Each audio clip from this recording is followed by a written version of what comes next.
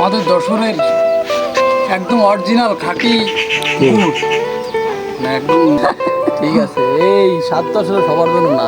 Hello, আসসালামু আলাইকুম, সবাই কেমন আছেন? আজ সকাল সকাল চলে আসলাম আপনাদের মাঝে রস থেকে কিভাবে খাঁটি গুড় তৈরি হয় সেই প্রসেসিংটা আপনাদের মাঝে তুলে ধরার জন্য। আপনাদের হয়তো ছোটবেলার কথা মনেই আছে, ছোটবেলায় এরকম হাতে আঠালো গুড় লেগে থাকতো, চেটে চেটে খাইতাম। সেই দিনগুলোর কথা খুব মনে পড়ে গেল অনেকদিন পর।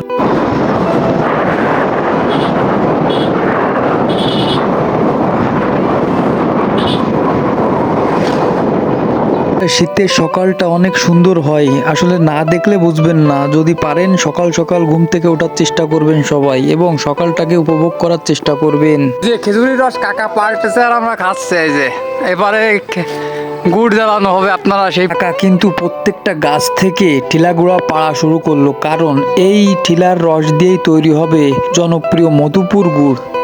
তো এই 8টা হাড়ির রস দিয়ে এখন এই গুড় জ্বালানো হবে।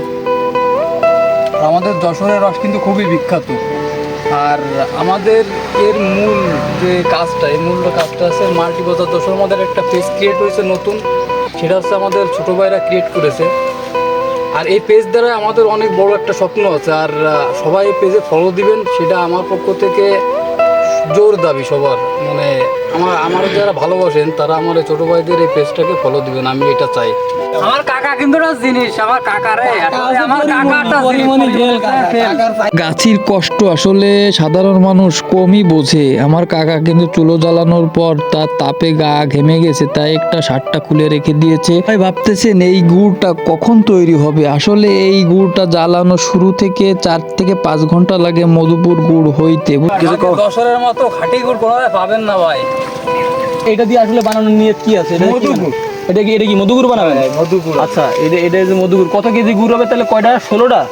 16টা রস, 16টা রস, 80 লিটার রস। কিন্তু তৈরি হয়ে গেছে মধুপুর গুড়। দেখুন কত সুন্দর, আর খাইতে যে কি মজা, আসলে না দেখলে বুঝবেন না।